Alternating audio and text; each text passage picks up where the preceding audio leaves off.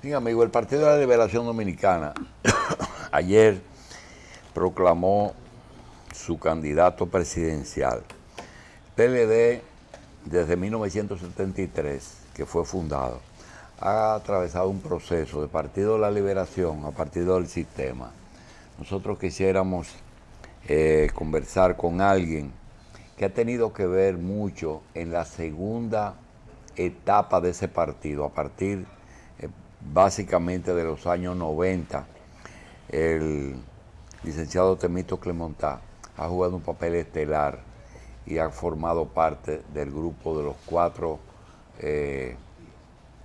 grandes estrategas de esa organización política.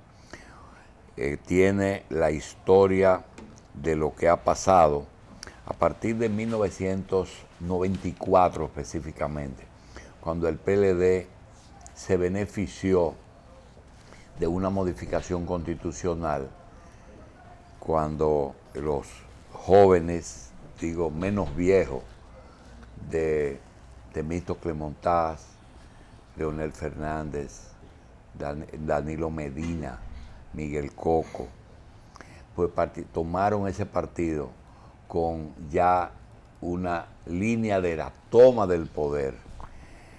Se beneficiaron de esa modificación constitucional, le ganaron a Peña Gómez, hicieron algo que nadie esperaba, propiciaron la alianza con Balaguer, y fueron ellos 4, más que ellos 4, ellos 3, porque Leonel lo que fue un instrumento del proceso. Los que elaboraron fue Miguel, Temístocles y Danilo. Fueron los grandes arquitectos y gurúes o guruses de ese 96. ¿Qué terminó? 96, Leonel. 2000, Danilo candidato, perdió. 2004, Leonel. 2008, Leonel. 2012, Danilo. 2016, Danilo candidato. Es decir, que ya tenemos 5 o 6 candidatos presidenciales con opción de poder que ha tenido ese partido. Le damos la bienvenida al licenciado Temístocles Montá, le damos las gracias por estar aquí. Quisiéramos comenzar justamente por ahí. Licenciado, ingeniero, realmente, ese PLD que ayer proclamó esa candidatura, ¿fue el que ustedes comenzaron a construir en el 96 o en el 94? Bueno, no es el mismo PLD. Aunque permíteme, Julio, porque creo que todo lo que tú has dicho es verdad. Pero tengo que hacerte una corrección. Seguro. Una corrección que creo que es importante. Usted es protagonista y yo no. No puede perder de vista, primero, digamos, para hacer honor a la historia, que yo fui fundador del PLD en el año de 1973 con Juan Bosch. Pero usted como que se desapareció un tiempo. No. O sea, yo fui se fue estudiado, el miembro más joven del Comité Central del PLD. O sea, en el año de 1973, cuando se funda el PLD, a mí me toca integrarme al Comité Central, que éramos apenas 25 miembros, como representante de los jóvenes del partido. La juventud universitaria y la juventud del partido entendió que yo debía representarlo en el Comité Central. Y desde entonces yo he estado en el Comité Central, desde entonces. De manera que yo he vivido todas las etapas del PLD. Usted fue fundador y vivió en la... Correcto. Ahora, ¿qué ocurrió? Que a partir del año de 1990, cuando se celebra el Congreso del partido, a finales del 90 y principios del 91, a nosotros nos tocó Leonel Fernández, Danilo Medina, Euclides Gutiérrez y yo pasar a formar parte del comité político. Originalmente estábamos en el Comité Central y en el 91 nos eligieron en el comité político. O sea, Leonel, Danilo, Euclides Gutiérrez y quien les habla. O sea, sustituimos ahí a Nercy de Marmolejo, a Maspuy, a Vicente Bengoa y a Juan de la Cruz Buré. Entonces, a partir de ese momento pasamos a integrar el comité político del partido en una etapa muy difícil del partido, porque del 90 al 94 se hizo evidente ya el agotamiento físico del profesor Juan Bosch, su enfermedad, Y eso se vio de manera clara en las elecciones del año de 1994. El país percibió que ya el profesor Bosch no estaba en condiciones de ser candidato a la presidencia y por tanto un partido que había sacado casi el 36% de los votos en el año de 1990 pasó a sacar un 13%. Una pregunta, te voy interrumpiendo. Si ustedes siempre tenían la costumbre de Rafael Albuquerque, Vidó Medina, Caseacta de vice, ¿por qué se inventan en el 94? Primero en el 90 José Francisco Hernández y en el 94 a Leonel Fernández que no había ganado ni una regiduría. Mire, en el 90 José Francisco Hernández es una decisión de Juan Bosch. Se le dio a Juan Bosch la decisión de él seleccionar su compañero de boleta. ¿Y cuál era el mensaje de Bosch ahí? Bosch quiso enviar el mensaje de que estaba colocando como su compañero de boleta a una persona que se identificaba con el empresariado. Ya. Se decía que José Francisco era un empresario y que era bueno mandar un mensaje al empresariado de que Juan Bosch, si tú recuerdas el discurso de Juan Bosch en la Cámara Americana de Comercio, es un discurso muy a favor del desarrollo del capitalismo en la República Dominicana. Por tanto, yo creo que ese fue el mensaje que se quiso enviar. Ahora, para las elecciones del 94, ya en el comité político éramos conscientes de que Juan Bosch estaba en una situación difícil.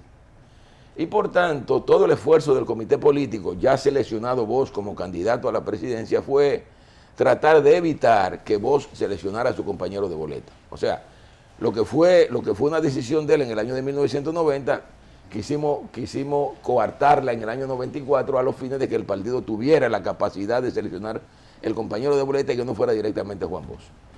Entonces, Bosch, en una reunión del comité político, aceptó esa decisión de que pudiéramos llevar a las bases del partido la decisión de quién debía ser su acompañante.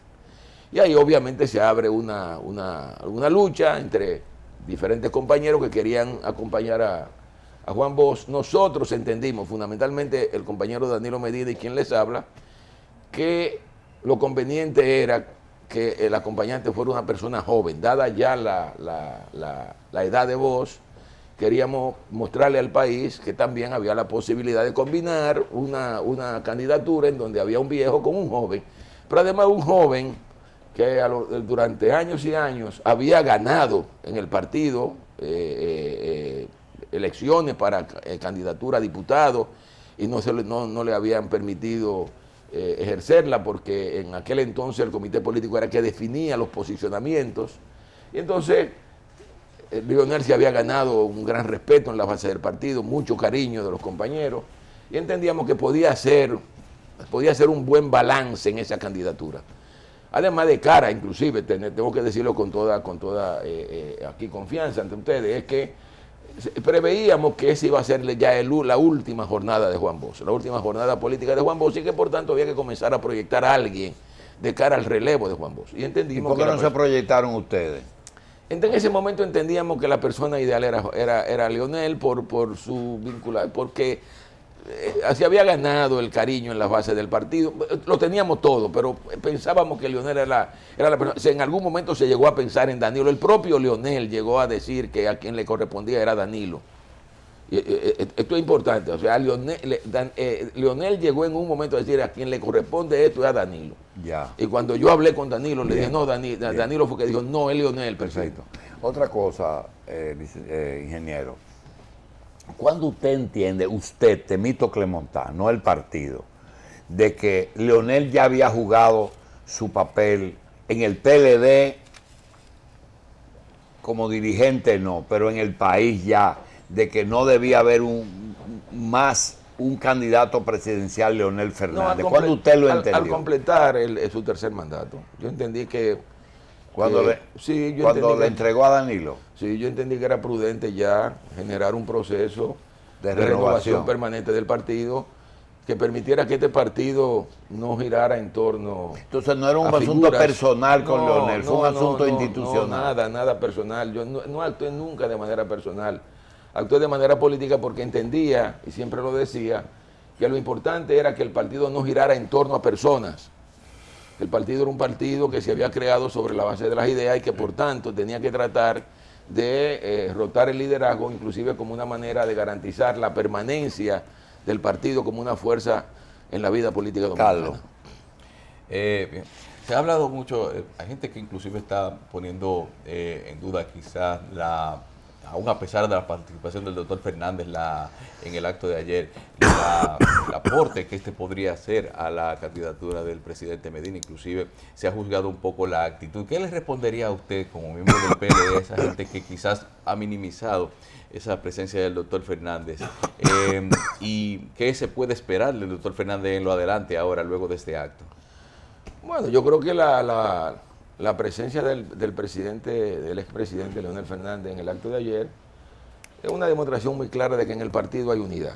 Hay una unidad monolítica en torno a la necesidad de mantener el poder. O sea, yo creo que eso es el mensaje fundamental que debe quedarle a los dominicanos. Que en el PLD hay una necesidad clara de mantener en el poder y que por tanto todos los instrumentos del PLD van a ponerse a disposición de ese objetivo. Y yo creo que el presidente Fernández ayer lo evidenció, de que entiende que eso es lo importante para que este país siga avanzando, para que este país siga progresando. Y por tanto yo creo que eso va a tener efectos claros ahora a lo largo de la campaña. Yo creo que vamos a salir todos unificados en la dirección de garantizar una victoria contundente del compañero Danilo Medina el 15 de mayo. Se han llegado muy lejos, o sea, muy próximos a la fecha de las elecciones sin definir quién sería candidato vicepresidencial en el PLD. ¿Se podría esperar eso para los próximos días? Bueno, es una decisión, ya en este caso concreto, se ha establecido como una norma que esa es una decisión del presidente, del candidato presidencial. Por tanto, yo espero que en su momento el presidente Danilo Medina seleccione su compañero de boleta. Obviamente deberá hacerlo antes de que la Junta Central Electoral, o sea, en el momento previo al cierre o sea, cuando tengamos que presentar los candidatos ya conoceremos quién va a ser el compañero o la compañera de boleta del compañero Danilo Medina. Uno aprende mucho, ¿verdad?, en los espacios. Y con el doctor Jacín yo he aprendido que una cosa es lo que uno quiere, otra cosa es lo que uno cree. Lo digo por la respuesta que da la pregunta de Carlos, en el sentido que usted está convencido que la señal de ayer implica que se ha subsanado toda la situación interna del PLD, y eso hay que respetar, eso es lo que usted cree. Sin embargo, yo quiero preguntarle, ¿cuál es el futuro del partido, independientemente de lo que ocurra ahora en las próximas elecciones? No, mire, yo pienso que este proceso obligará a la dirección del partido a tener que sentarse a reflexionar profundamente lo que ha recorrido el partido desde el momento en que se produjo la apertura del partido. O sea, yo creo que ha llegado la hora. Yo pienso que inmediatamente después que terminen las elecciones, el partido tendrá que abocarse a una reflexión a fondo, a una discusión a fondo de sus líderes, de ese camino recorrido hasta ahora. Que si bien ha sido positivo en términos de que nos ha ayudado a mantenernos en el poder, a ganar elecciones, sin lugar a duda también ha contribuido a deteriorar muchas cosas que no eran normales en la vida del partido. Y que por tanto, si no recapacitamos, si no logramos reorientar el partido por otro sendero, muy bien pudiera poner en peligro la vida del partido. Pero yo creo que en eso están claros los dirigentes del partido. Ahora, obviamente, la tarea es trabajar para ganar las elecciones del 15 de mayo. Bien.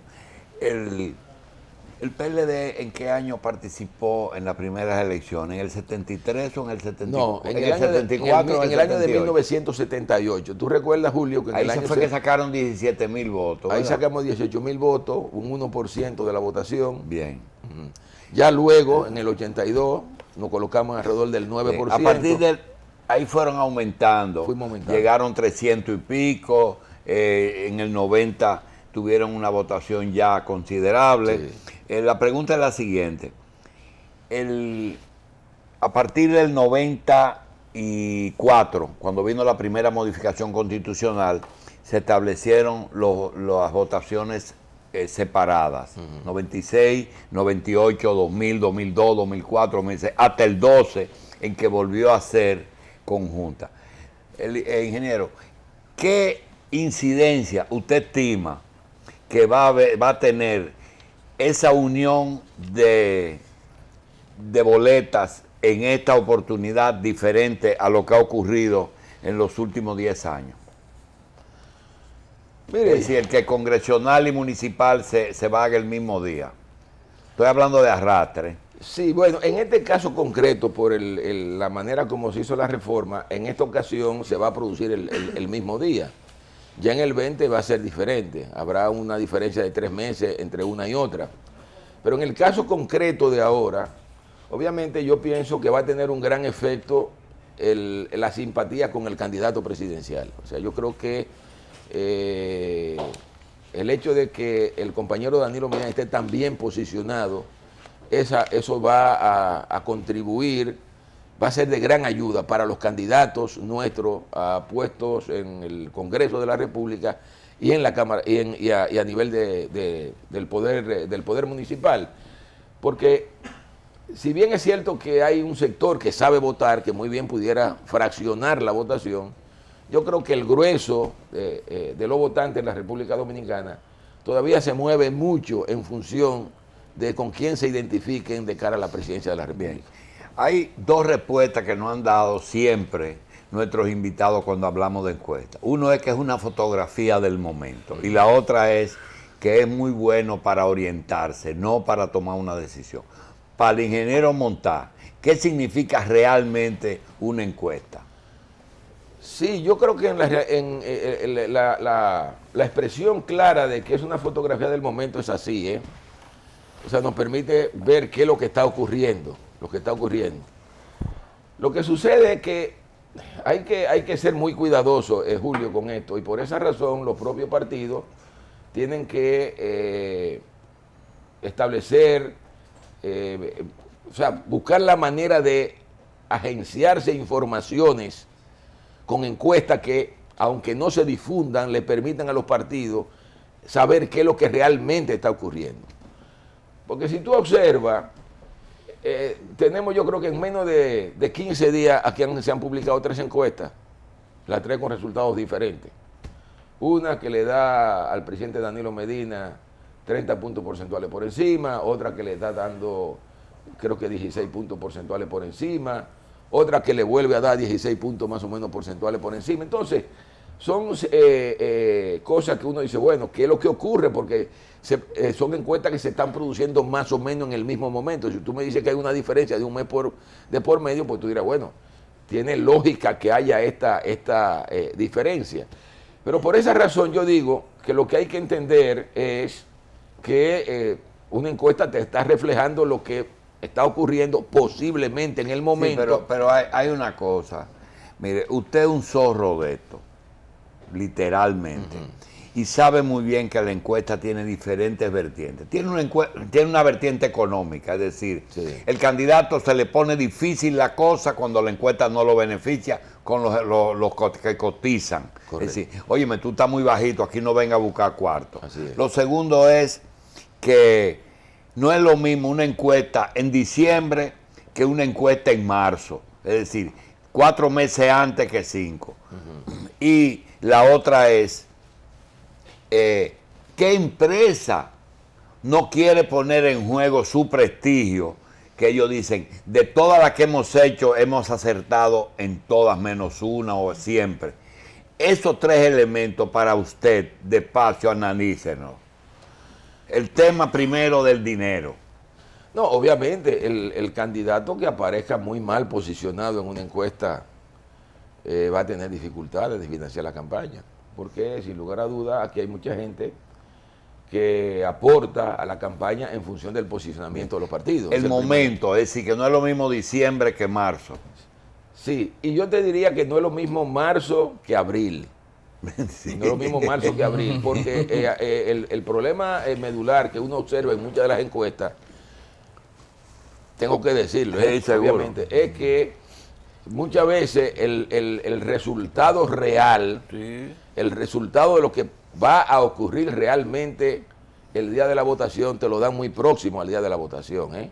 Sí, mientras más cerca. Se juega, te juega. Pero no se puede jugar te con juega. ese ya en Te juega. abril. Y por eso, ya en abril no se puede Ya en jugar. abril no y se puede posiblemente jugar. en mayo, los primeros días de mayo, porque sabe muy bien que corre el prestigio de la empresa Ahí va, viene va a las ver elecciones afectada. y te va a decir si mentiste. Correcto, pero por esa razón yo te insisto, Julio, que lo importante es muy bien darle seguimiento a los resultados de las encuestas que se publican, pero los partidos como tales no pueden circunscribirse a esos resultados, sino que tienen que recibir sus propias encuestas con seriedad para que los equipos de estrategia, y yo he trabajado mucho en los equipos de estrategia de las campañas del partido, le den seguimiento a la situación y en función de eso actúen.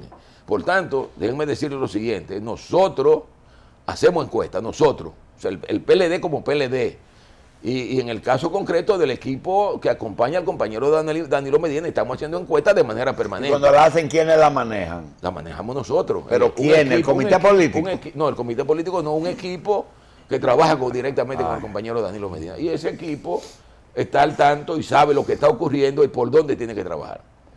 De manera que yo lo que puedo decirle a ustedes, al día de hoy, todo está de un solo lado. Y ese lado es el Partido de la Liberación Dominicana. O sea, Y si la las elecciones experiencia suya, de qué tiempo se mantiene esa tendencia, es decir, es posible que, porque acuérdense de algo, la oposición está jugando a una segunda vuelta, no está jugando a ganar en la primera, Sí. está jugando a una segunda, Sí. en que ustedes lleguen a tener los votos que tiene, que Danilo tenga los votos que tiene el PLD. Como cuando éramos chiquitos y nos decían, cuando vaya a comprar carne, no la compre de aquí ni de aquí, y se la van bajando. Ahora mismo, ustedes tenían en julio 60 sobre 17. Ayer te publican una 52-35. Si sigue bajando, vas a tener una segunda vuelta. Ya lo que estamos jugando es con el 5% del error, del margen de error. ¿Qué posibilidad hay? Julio, déjame decirte que la que nosotros manejamos da que si las elecciones fueran hoy, Danilo sacaría más de un 60%. ¿Más de un? De un 60%. 62 ustedes. Sí, eso que están diciendo por ahí. Entre 60 y 62%, las que estamos manejando y que se han hecho en los momentos en que estas encuestas se han hecho, para que estemos claros. De manera que lo que te quiero decir es lo siguiente, por lo general el momento ya definitorio es variable.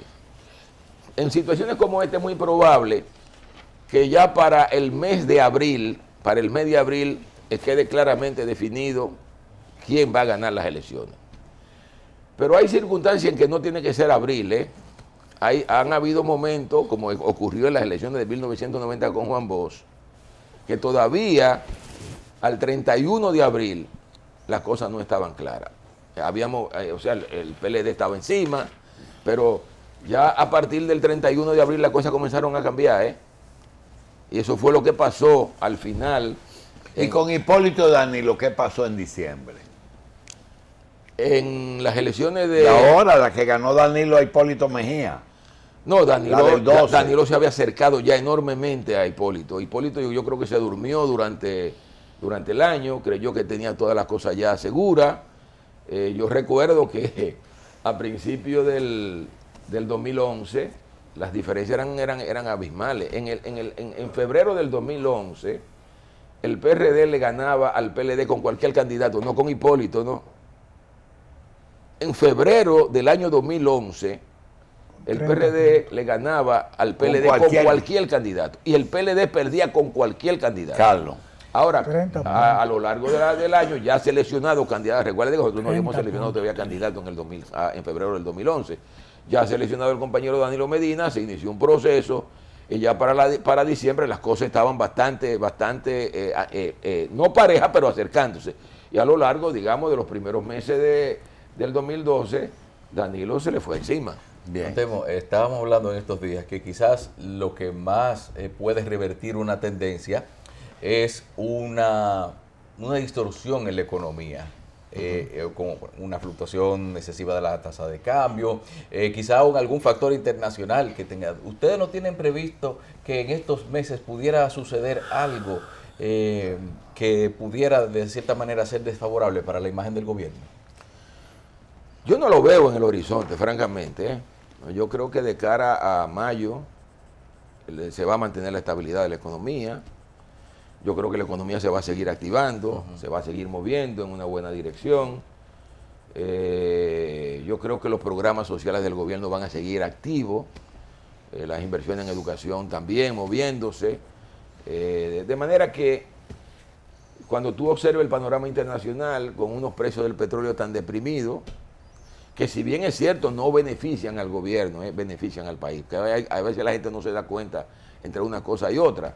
O sea, el hecho de que el petróleo se reduzca de precio, siga bajando, tiene un gran efecto en la economía dominicana porque nos permite ahorrar dólares. O sea, no le vamos a transferir dólares. Pero disminuye los ingresos del gobierno. Disminuye los ingresos del gobierno. Por ejemplo, para que ustedes tengan una idea, nada más tienen que asumir que el año pasado esa caída de los precios del petróleo representó una caída para los ingresos del gobierno del orden de los 16.000 millones de pesos. Doctor. Sí. Volviendo al tema de las encuestas, que quedé con una pequeña laguna, me gustaría que usted me aclare. Usted ha dicho que ustedes están trabajando internamente con sus firmas encuestadoras y que han hecho muestra relativamente en los mismos periodos que las firmas que han expuesto los resultados. Resulta que usted habla de alrededor de 62% de preferencia, pero esta encuesta, la que más se acerca, da 57%. ¿Cuál es la diferencia? ¿El método o la intención? No, déjame decir lo siguiente, 57 cuando tú lo evalúas en un universo de un 92%. Pero si tú lo llevas al 100%, ese 57 te da 62%. Porque no te puedes perder de vista que en las encuestas hay un segmento que te dice que no sabes si va a votar o que no va a votar. Entonces tú tienes que sustraer eso. Cuando tú sustraes eso, ese 57 se transforma en un 62. Yo creo que es un elemento importante a la hora de evaluar las encuestas. Por tanto, una encuesta que te da un 57 es una encuesta ya pesada. Y una encuesta que te da un 53 puede ser un chin más alta. Claro que sí. ¿Por qué no más baja? Porque por una razón elemental, Julio, porque tú tienes que, a la hora de analizar ese 53%, tú tienes que verlo sobre qué universo, si es sobre el 100% o sobre si el 92%, porque es que hay un porcentaje en la encuesta que te dice que no sabe si va a votar o no vota. Entonces, ese tú tienes que sustraérselo. Entonces, ese 53 siempre se transforma en más. Porque a la hora de tú computar los votos, tú computas los votos sobre los votos emitidos. No sobre los supuestos votos, sino sobre los votos que se emiten. Entonces, por esa razón, ese 53%, si es sobre un universo de un 93 o un 94%, cuando tú lo llevas al 100%, ese 53% se te puede transformar en 55 o en 56%. Bien, doctor. Licenciado, este proceso electoral, lo he dicho yo, doctor, que tiene una característica muy especial. Que yo recuerde, quizá el doctor Maggi y usted, han visto procesos en que los partidos han llegado con un nivel de deterioro interno, todos, no un solo, como en esta ocasión. ¿Qué impacto puede tener eso en el comportamiento del electorado? Porque veo que las encuestas no reflejan que haya un nivel de inconformidad del electorado. Cuando usted evalúa los resultados de las personas que están inconformes o indecisos, es muy mínimo. ¿A qué obedece esa situación? Bueno, si es así, es porque la gente va a votar, porque las encuestas también te dan te muestran cuál es la actitud de la gente con relación a las elecciones. Y si la gente si te están diciendo que el grueso de los encuestados va a votar, es porque eso refleja el panorama a nivel general, Por tanto, yo diría que puede ser que en estos momentos hayan problemas porque todavía no se han definido candidaturas, pero no porque la gente no esté dispuesta a ir a votar. Pero hay cosas que están claras. Por ejemplo, tú nunca has oído a la oposición que gana en primera vuelta. Ah, no, claro. Tú siempre has oído hasta hoy que Danilo gana en primera vuelta. Entonces yo le quiero preguntar, la oposición tiene una pauta, un menú, con una ruta crítica, dice, tenemos que jugar, no a ganar en primera vuelta, porque nunca han usado ese argumento, sino a jugar a una segunda vuelta. Entonces comienzan a desmontar la popularidad de Danilo en la medida en que el tiempo le permite jugar con encuestas. ¿En qué momento para usted ya no le dará tiempo de jugar con encuestas? Ah, no, el mes de abril. Abril. Segundo, jamás se ha visto que lo que pierde Danilo de aquel 70 que tenía al 55, suponiendo que tiene hoy un 52, yo no veo que se le transfiere a la oposición. ¿Dónde es que se está quedando esa intención del voto? Posiblemente en indeciso. Yo no he tenido la oportunidad de ver los resultados de la encuesta que se ha publicado. Bueno, hoy está 52-35. 52-35. Bueno, es posible que... Es decir, los 17 que tenía Luis... si ellos están apostando a una segunda vuelta, sí, porque asumen que hay otro partido, un tercer partido, que va a obtener una cantidad de votos que va a impedir que nosotros podamos tener el 50%. Yo francamente, Julio, veo eso imposible. Lo veo totalmente imposible.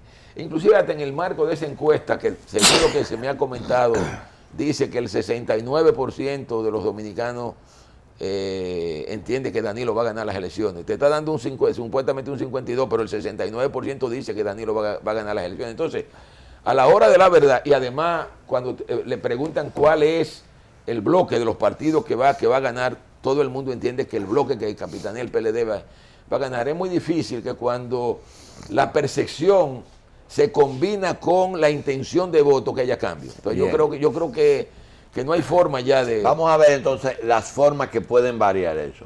Por área. Moneda. ¿Hay alguna posibilidad de una devaluación moneda en 100 días? Ninguna posibilidad. O sea, yo reitero que habrá estabilidad. Usted un 45, un 46 se va a mantener. Se va a mantener. Bien. Además porque está dentro de la lógica de lo que nosotros programamos para el año. Ok. Un presupuesto que ustedes elaboraron, en la oficina que usted preside, con un endeudamiento que se previó y se incluyó en el presupuesto.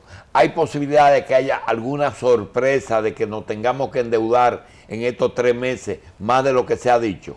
Claro que no. Primero, no puede ser porque cualquier decisión de endeudamiento tiene que ser aprobada por el Congreso.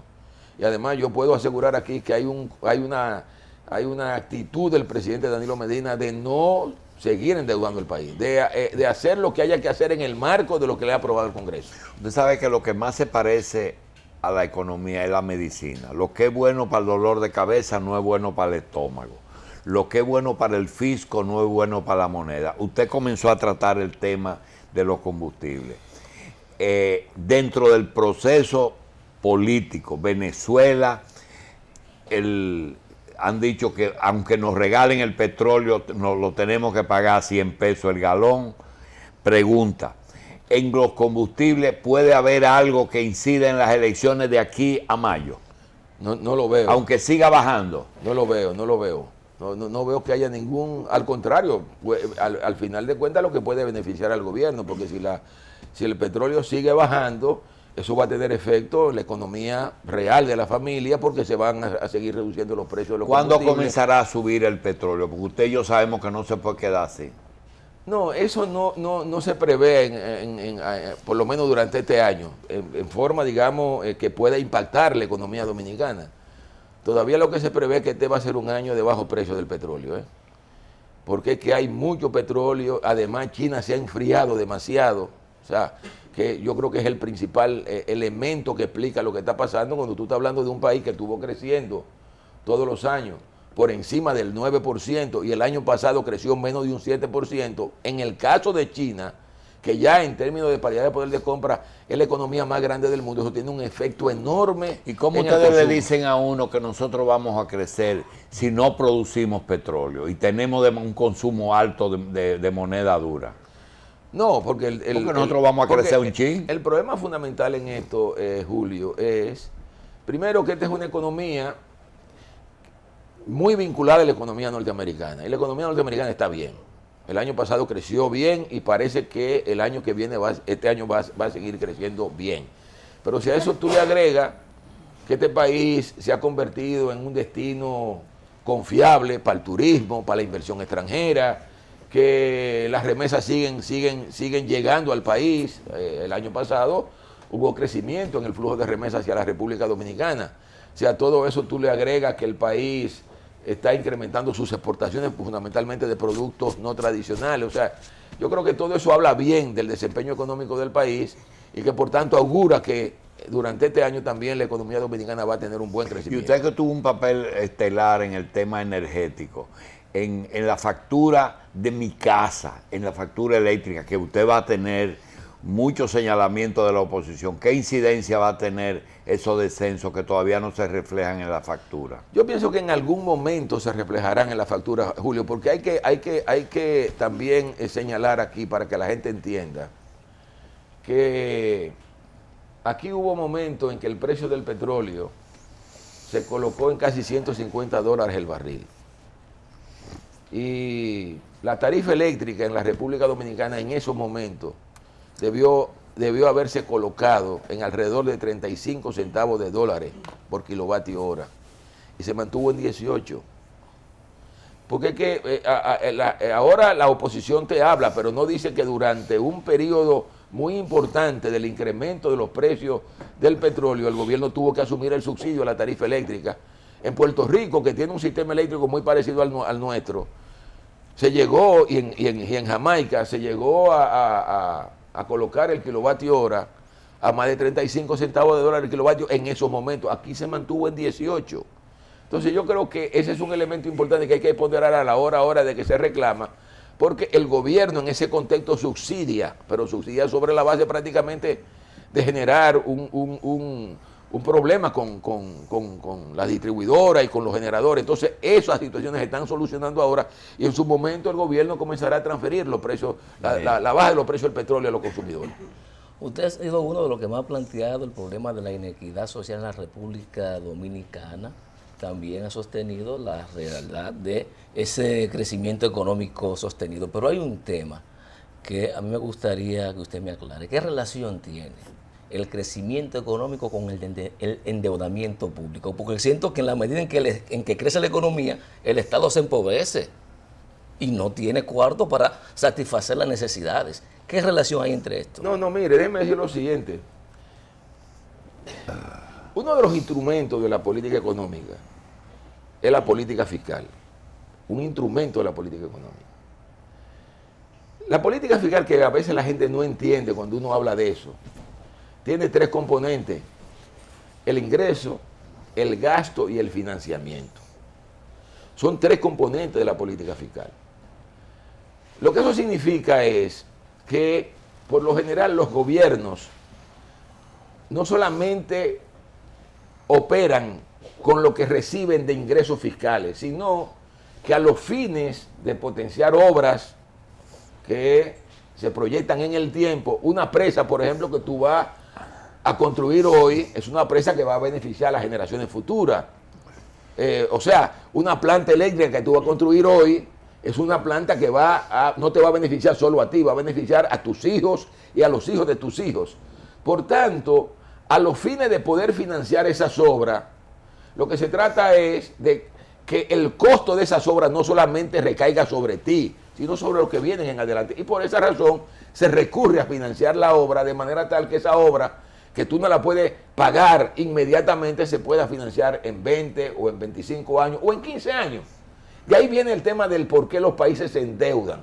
Entonces, lo que quiero llamar la atención es que siempre que el endeudamiento sea controlado, eso puede contribuir a dinamizar la economía.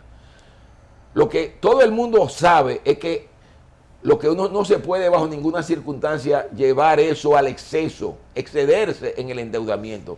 Porque cuando tú te excedes en el endeudamiento, entonces eso sí pone en peligro la marcha de la economía.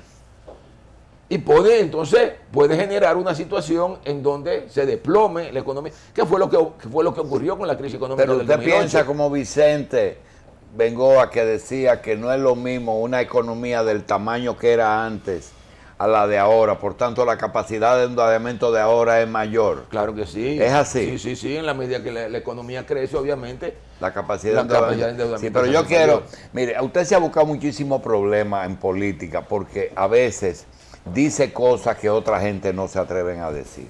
Yo lo voy a meter ahora en un lío y quiero que no me lo evada. Ingeniero, cuando a partir de Juan Dolio, en el PLD se acrecentaron las diferencias por la búsqueda de la presidencia de la República. Todo el mundo pensaba que hoy día Hipólito Mejía y Leonel Fernández iban a ser los candidatos, sin embargo son Luis Abinader y Danilo Medina, producto de lo que todo el mundo conoce. La primera pregunta es, la presencia del presidente Fernández, que fue un acto de solidaridad que a todo el que estaba pensando en división lo borró.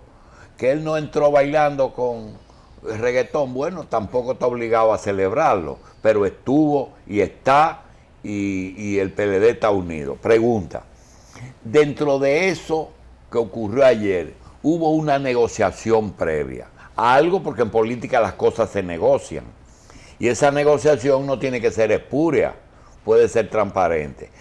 Hasta donde usted conoce,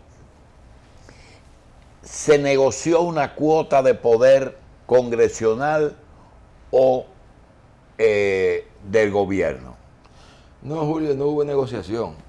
Lo de la integración al acto de ayer no hubo ningún tipo de negociación, porque ya la negociación se hizo, Julio. Se firmó el acto. No puedan perder de vista ustedes que para resolver la situación que se generó luego de la reunión de abril a la que tú haces referencia, se llegó a un acuerdo. Todo el que votó a favor y ese acuerdo estableció que, bueno, los senadores que estaban se quedaban. Muy bien, pero se dice también que hasta se habló de pago de deuda, de que lo que estaba pendiente a los suplidores del entorno de Leonel había que pagarle. No, yo tampoco. Te aseguro, Julio, te aseguro plenamente que ahí no hubo ningún tipo de negociación. Y el 20 y el candado tampoco. Ustedes no pueden perder de porque vista. El presidente dijo 3 veces mi último periodo. No, por una razón elemental, porque el compañero de Danilo Medina propició una reforma a la Constitución donde asumió un compromiso de que hasta el 20. Bien. Y yo creo que todos nosotros apoyamos esa reforma asumiendo ese compromiso. Y yo creo que los candados se van a establecer. Lo que yo creo es que el momento no era propicio para volvernos a meter en otra reforma a la Constitución. Yo creo que la palabra del compañero Danilo Medina está comprometida, pero además yo pienso fervientemente de que Danilo lo que quiere es establecer ya un mecanismo en este país que permita que periódicamente el país tenga la posibilidad de tener gente nueva al frente del gobierno, de que entonces, no sea ¿usted solo. cree que el PLD no va a hacer esfuerzos sobrehumanos para que el licenciado Luis Abinader sea el presidente en el 2020? No, nosotros vamos a seguir trabajando para seguir gobernando este país, ahora y más allá, de manera que yo soy de los que creo que habrá PLD por mucho tiempo. Mucho tiempo. Y me gustaría que me presentara la fílmica, Julio. La fílmica de los actos de ayer. Vamos a verla así, fílmica, ¿verdad? Sí. Se nos olvidó el acto de ayer, que fue lo que usted vino. Eso fue que yo vi. Sí. Después me llama la Ahí atención. Este es el presidente, con un discurso impresionante, de optimismo. Yo creo que el presidente le llegó a los dominicanos, la autoestima de los dominicanos. Yo creo que ayer se puso en alto con ese discurso del compañero Danilo Medina, donde dejó claramente establecido que se puede, que podemos realmente transformar este país, convertirlo realmente en una nación vigorosa, próspera, desarrollada. Y yo creo que ese es el gran mensaje del día de ayer.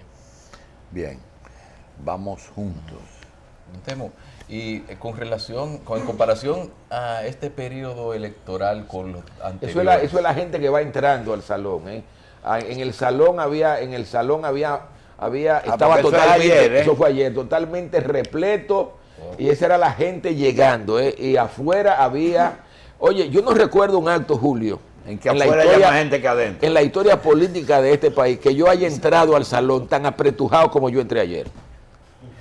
O sea, a mí me apretujaron yo que pensaba que no iba a poder entrar. Y yo creo que esa fue la impresión de casi todos los miembros del comité político, que para poder entrar a ese acto fue a empujones, porque la cantidad de gente que había ahí, yo no lo había visto en ningún acto político en la República Dominicana. Bien, vamos entonces a decir que ese es el inicio de la campaña política, ¿verdad? Ese es el inicio. Ahí acaba de comenzar. Ahora estamos Pero empezando. da la impresión de que no necesitan aliarse con más nadie. Sí.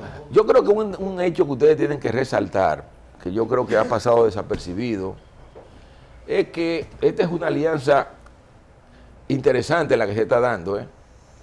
O sea, durante mucho tiempo aquí se estuvo reclamando que se produjera una alianza de las fuerzas liberales. Eso se está dando ahora, ¿eh? Son las fuerzas liberales las que están aliando ahí.